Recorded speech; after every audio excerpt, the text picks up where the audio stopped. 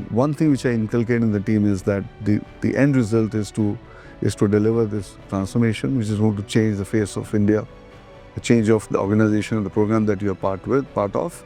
So that is very important. So I engage with the teams at the last mile very frequently and having discussions. So I know most of the people who are on the ground.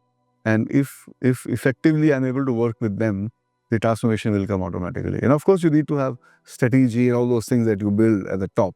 But execution of the last mile is very, very critical.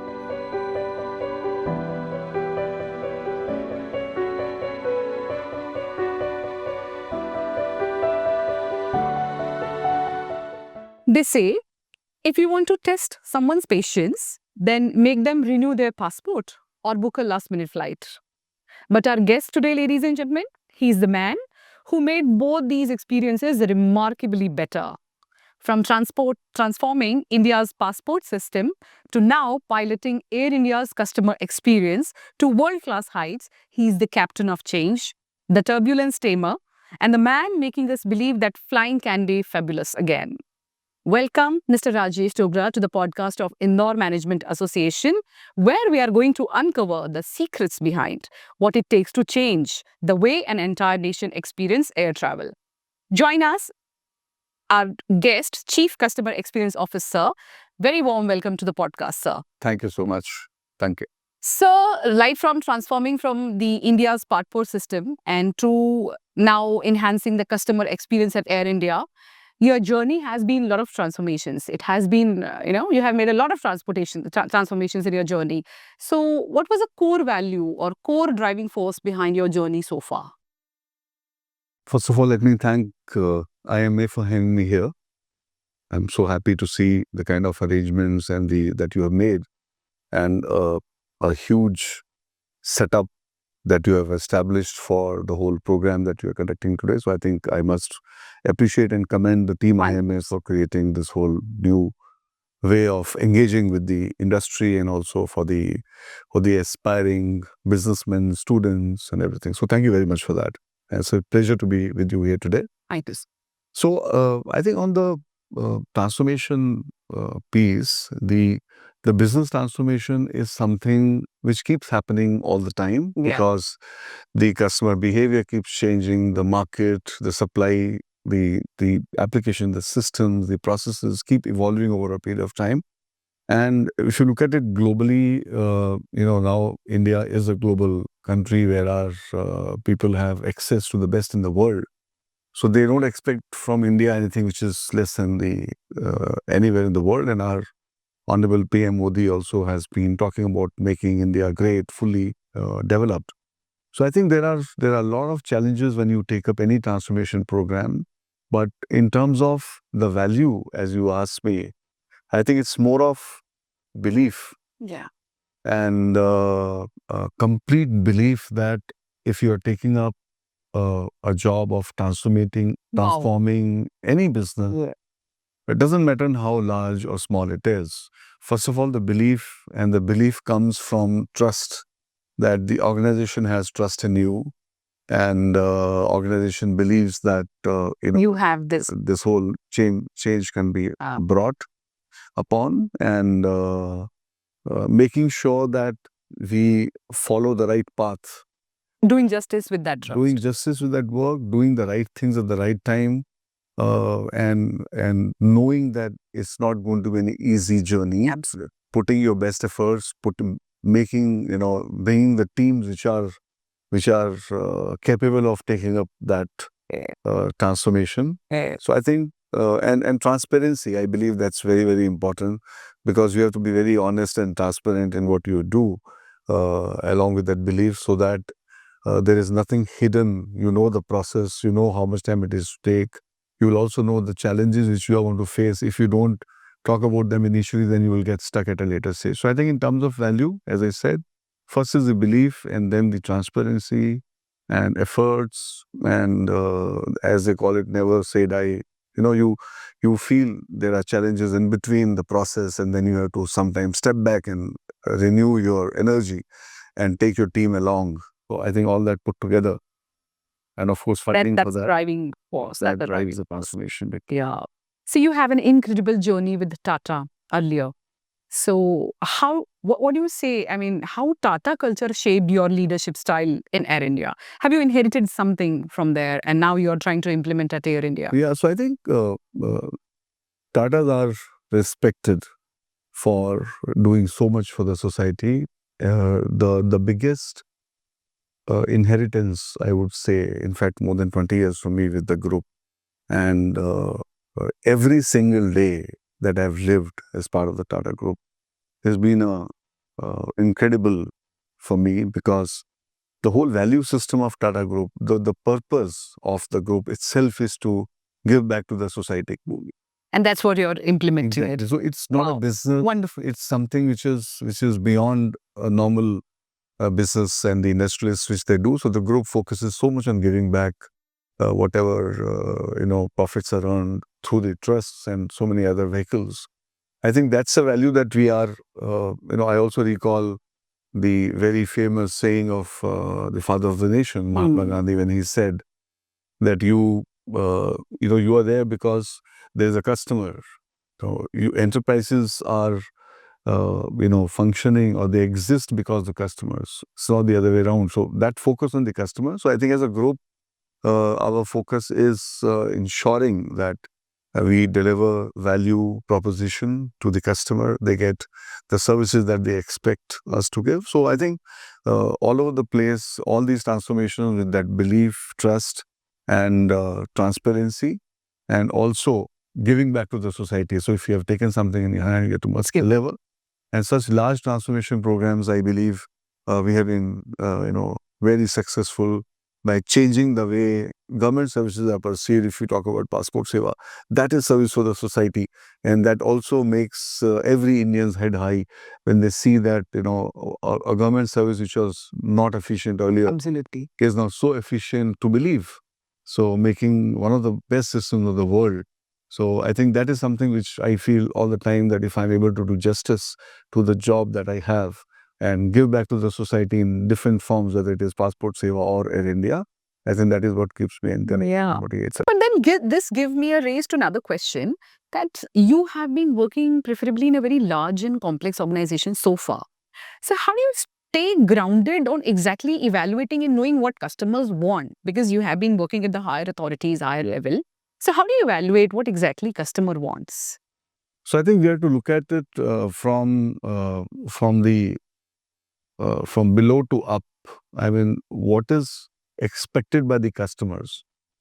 So large scale programs, of course, are not easy to run. Exactly. Huge geographies, for example, Passport Seva, spread across 187 countries all over the world, and around 600, 700 offices in India, with 3,000 to 4,000 staff at different points of time. Managing them, managing all the verticals is not easy. But I think the thumb rule is that, a leader is as good as his team or her team. So driving the core values into the mindset and the heart and the soul of your team is the key challenge. And I believe, as a leader, you are there, but then the work has to be executed by your teams all over the world. So how do you make sure that every component of your structure, every person, the last mile, as we heard a little earlier, the last mile is motivated and encouraged to deliver the service? That is the key. You can make hundreds of plans, you can, invest, millions of dollars, you can put thousands of people. But if you don't fix that, you cannot achieve transformation. So I think key to success for me, I believe in these transformation programs, is that I've been able to build great teams. And So team is the key. Yeah. team is the key, and their focus and their philosophy of service, their attitude. And I always believe that you should try to get people who are better than you. Absolutely. Right? Get more skilled people, those who can help you. And then I help the team. They help you grow. Yeah. Exactly. So the team elevates the whole process. So it's not about one leader. Of course, I'm there as a coach, as a leader, as a guide. As a guide, as a mentor. But one thing which I inculcate in the team is that the end result is to deliver this transformation, which is going to change the face of India, the change of the organization and the program that you are part of. So that is very important. So I engage with the teams at the last mile very frequently and having discussions. So I know most of the people who are on the ground. And if effectively I'm able to work with them, the transformation will come automatically. And of course, you need to have strategy and all those things that you build at the top. But execution of the last mile is very, very critical. But let's be honest, sir. What was more challenging and difficult for you? Fixing a government system or really working with an airline? What was really challenging? And let's be honest, sir. So I will put this in a different way. Nothing is difficult, frankly, when it comes to changing something which is existing, whether it is a process or a way of doing things. Example, again, I'll give passport seva. It is not so difficult when you have sponsorship from all the stakeholders. So I think difficulty is not in transformation. That's what I'm trying to tell you. The difficulty is in getting everybody sponsor the change. It's more of human, right? So I said earlier the transformations are difficult. I meant that the people who are engaged in the program to change their mindset and attributes. Transformation as such is like simple work. For example, the new system that we brought in Passport Seva, to use that system is very easy. It is not difficult. It's rather much easier than what they were doing earlier. But that is transformation, that the system is much better. But the true transformation of having people agree to that change. So it is more of the people whose acceptance or rejection makes a difference in the transformation process. So you that is what I mean by sponsorship by every stakeholder. So if some people say that no, I'm not convinced with this change. I'm resistant to change. Exactly. So you put the right word. So the resistance to change is the most difficult, right? But as you know, the change will happen. Change is imminent always. And if you don't change, I know you may still be buying those physical tickets at the railway counters. You may still have been standing at the electricity board's office to submit your bill, deposit your bill. You still be queuing up at the bank counters and to withdraw money from old time. I even forgot the term that was there, teller, right? We've forgotten all those things. Absolutely. So there was a resistance everywhere to change, but that's more of a human-centric resistance, not system. So once the sponsorship from the human elements come in, change happens like this. So I think changing mindsets is more difficult or complicated rather than changing technology or changing operations. Exactly. Oh, wow. Technology changes are something you have coders who are sitting. You write the program, now you have Gen AI helping you to do all that. So those things are not at all difficult. But making people accept that now there is a new way of doing work. That is good. See, even you're at home, a small change in home, if we all live in a particular way. Yeah. If you try to change in your routine, for example, many times for the new year, we take the resolution that I'll start going in the morning. And this is only for the few days. Yeah. So I think the transformation here is that you go and do whatever you want to do. But the consistency. Consistency and the mindset and acceptance by everybody. So if the multiple stakeholders, so change is not happening only at one place. There are multiple levers and there are multiple stakeholders. So when you buy that sponsorship, that is the most difficult thing. And that is where I think I have been able to manage that along with our teams, because teams give that confidence that they'll deliver the change, and going to all stakeholders and making sure that they understand, agree with it, and move forward as a joint force collectively and co-create the new program. Wow. There is a lot of depth in his answers to my questions and I can go on. But before I just wrap up the podcast here, I will just have a quick rapid fire, very fun, light-hearted questions from you, sir. Sure.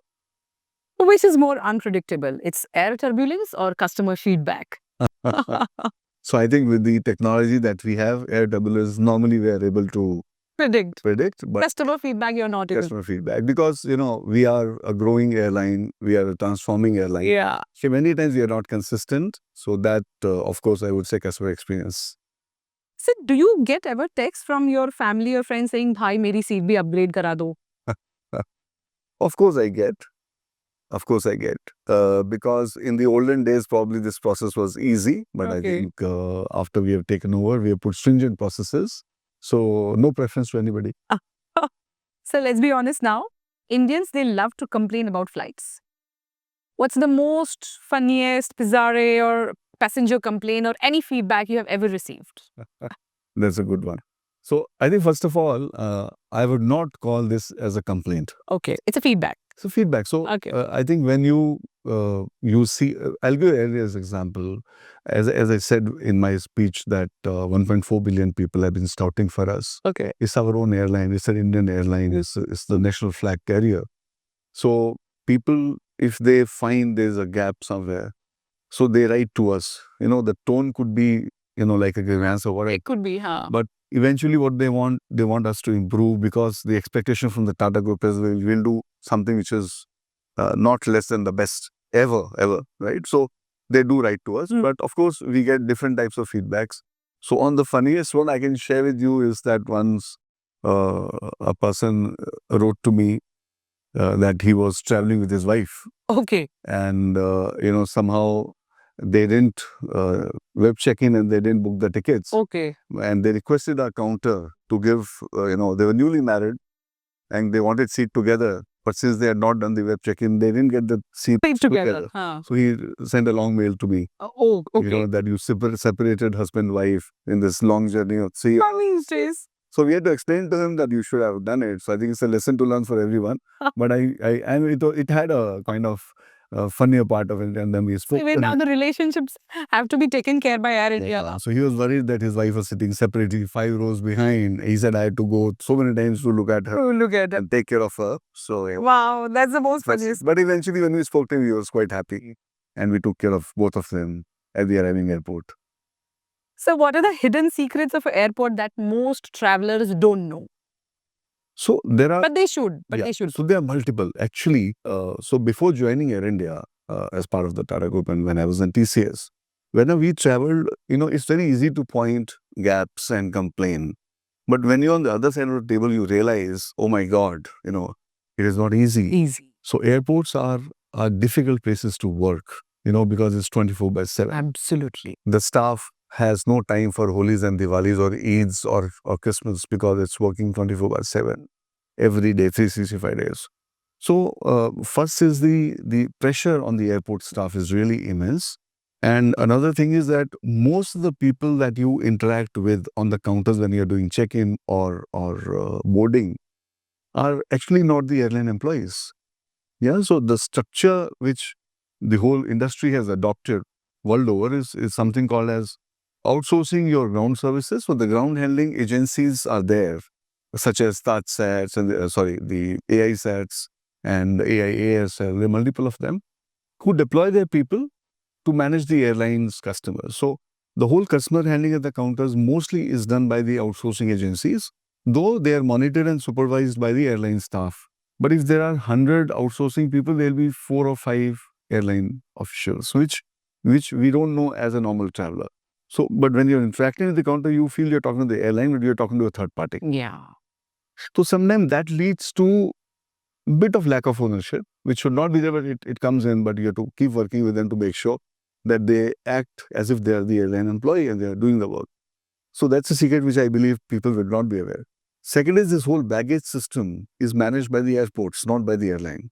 So the moment the baggage is put on the belt and it goes, it runs sometimes more than a kilometer on the belt, and then it reaches a particular place where it has to be supposed to be reaching, and from there it is lifted and put on the trolleys and then taken to the airport. So if many times what happens, the airport systems don't work properly. So they read the barcode which is there on the tag. On the tag. And they, a lot of IoT technology and all those things. So the whole belt is running kilometers, and then each bag they will read the barcode, and then they will push it to the respective bay for that particular aircraft where this is going to be loaded. It's a quite scientifically developed system, but many times it doesn't work properly, leading to the bag going somewhere else. Or many times in the security checks, so just for information, there is a security in between. Okay. So you put your bag. In olden days, you remember that there were X-ray machines, you had to go through that and then go to the counter. Exactly. Right? Now it doesn't happen. So don't feel that it's not being checked. So when you put it on the belt, it goes through a process, and there's a security who will look at the X-ray. If they find something which is not supposed to be carried, they will stop the bag there itself. People don't know. People will only say that airline has not done that. So sometimes because of airport system flaw, the bag will go somewhere else. Sometimes security will stop it. But customers would not know that. So they will And the airline has to answer all the... Airline has to answer. So then our team has to work with them. Because we as a customer, we would be writing to the airline as the luggages are not... Many cases like that. Absolutely. Yeah. But end of the day, I understand. I mean, airline and the airports have to work together to make sure that never there's an issue. So most of the airports are quite well equipped. But even in Dubai, we found, and in London, Heathrow, many times the baggage belts, get disrupted or there's a problem with them. They stop working. And all the bags are, kept at one place to identify, put them into aircraft. It's not easy, actually. So baggage is one of the toughest jobs to handle. And I think, but we have made huge improvements now. Wow. So we also work with the airports to make sure that, if there is advancement required in their equipment, we push them, please do it. Alone or with other airlines, we keep working with the airports, so trying to improve the services overall. But these are the few things that as a normal customer... As a traveler, we don't know here. Exactly. Yeah. But these are very, very critical and important from the overall customer experience perspective. Yeah. So our flight took off. But again, every flight, just when it took off, has a destination, has to halt, has to stop. So here I am at the end of the podcast of Indore Management Association. And it was simply pleasure, delightful talking to Mr. Rajesh Dogra. And thank you, sir, for taking out your time here. Do like, do subscribe the podcast of Indore Management Association and our YouTube channel. And you'll find a lot of insights from a lot of experienced, learned stewards. And thank you so much. Yeah. So thank you so much for having me here, as I said earlier. And as Air India, we are on a journey of transformation of 5 years. So 2 more years, and I'm sure when I come back after 2 years, certainly, surely, sir. Air India, right on the top of the world, amongst the best airlines in the world, and with an Indian heart. We wish you all the success. Thank you. We'll all be proud of what Air India would achieve. Thank you so much. Thank you so much.